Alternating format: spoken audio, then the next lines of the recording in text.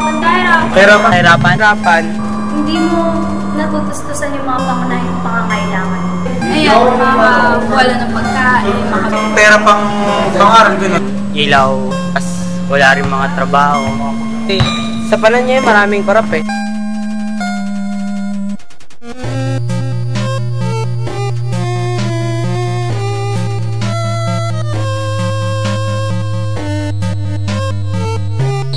Ako po si John Sires at ang ipapakita po ng grupo ito ay ang korupsyon sa Pilipinas.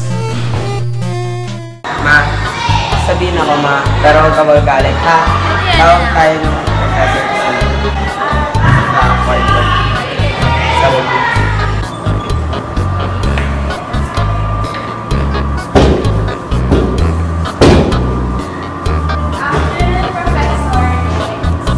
Good morning, Miss James. So, ano yung pwede namin dito? Medyo ano na po yung grades na niya eh, Mr. James. Mababa na po. Malapit na po bumagsak. Kaya kailangan niya po mag-summer. Di ba niya yung pinasa ulit-ulit siya ng third year college? Pwede rin siyang ma-repeat, pwede rin siyang ma-drop out. Ano naman yung pwede namin gawin para mahatak naman yung grades niya? Pwede rin po siya mag-summer. Kasi po, medyo matagal po yun, tsaka mahal.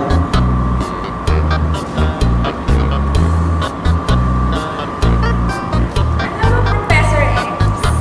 Di naman sa amin problema ang pera. So, magkano po ba yung kailangan niya? Sorry po, Miss James, pero di po ako tumatanggap ng mga ganitong klase ng offer. Alam mo naman, Professor X, di naman ako mahirap ko. Sabihin mo lang sa akin kung ano yung price na gusto mo and mas mapapadali na lahat. Pwede ka naman po yung bawasan ng 20%. Para po sa'yo. Kung alas. Yung sa summer, yung bayad. Sige po, deal na. Pwede na rin natin siya pag-usapan sa bahay ko. Mga dinner. Nasa Lazada. Thank you, Professor X. Nice talking to you, Miss James. Thank you, Professor. Okay guys, ito yung lalabas ng aking lecture. Pwede na po kayo. Thank you, Sir Patty. Makakulog na rin! Sir, kung may mga muna dito.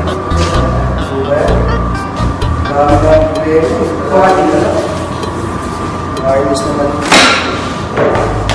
Ano po yung problema? Ba't lagi kang late, tsaka lagi yung improvement, tsaka may kating-kating ba to? Yung problema ba? Sir, yung mga magulang ko po, nanay at tatay ko po, kung sila bisyo, lagi po umiinom, lagi po nagsusubayan. Hindi ko nakakawalang gagawin po sa akin eh.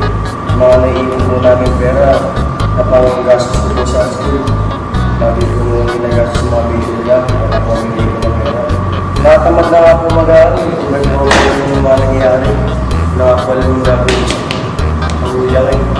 Kasi kung tutusin, talagang nakakawa ang ulam dahil lalo na ang nagkakaroon ko pasayang yung mga binabayad nila dito sa paaralan natin. Ang mahal ng tuition tapos nasayang lang. Ano ba gusto mong solusyon na gawin natin para masolusyon din yung problema? Sir, mag-drop out na lang po ako. Sayang po po yung binabayad na tuition ng mga magulang ko. Hindi naman po rin nila na bibigyan ng panglagay yung pag-aaral ko para sa akin. Kaya mag-drop out na lang po ako. Sige, kung gano'n ang isip mo. Sige, sabihin ko na sa ating pinakatastaran. Sabihin ko na naglapaw. Ayos pa! Ayos pa! Ate, ayos! Ayos! Uy, ayos! Okay, siya, kahit ibang kain niya. Kaya, ayos mo, pabiling kakol. Ayos! Ayos mo! Uy, ate, ayos! Ate,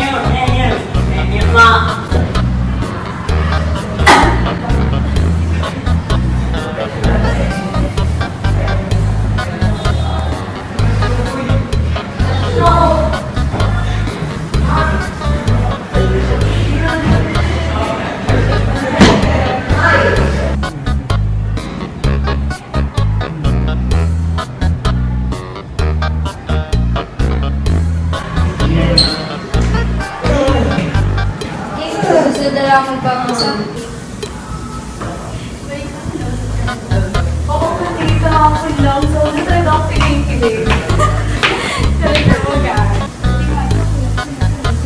Wala ko na yung mapapansin ka rin. Sana nga. Sa ganda mo ba naman?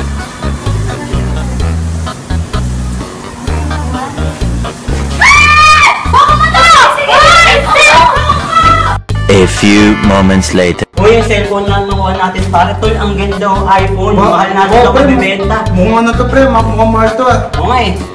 Anong gagawin natin? Saan natin bibenta? Sana, kaya po na lang pre. Oh, tara, Let's go, let's go. Dito lang na sa costume niya. Wala siyang ano ba ako eh.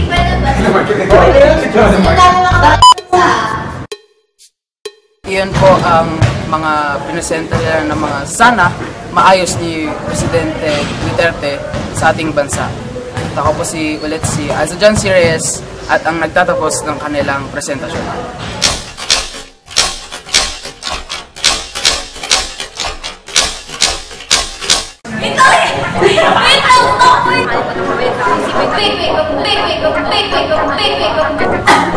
Tulog ako. Ay, sorry.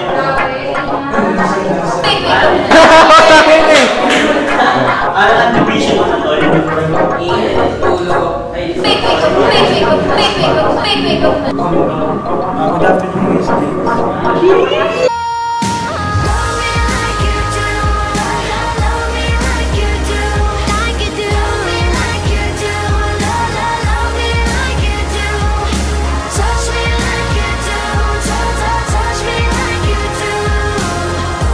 Kagat yun.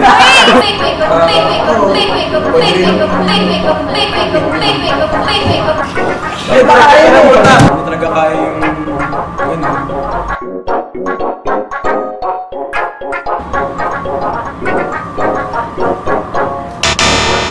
Ronald McDonald had Shacks up on my lip, shack, I'm here, girl.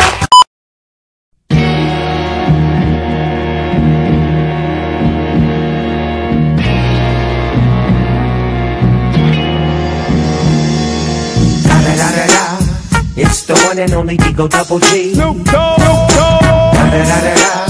You know I'm mobbing with the D.R.E.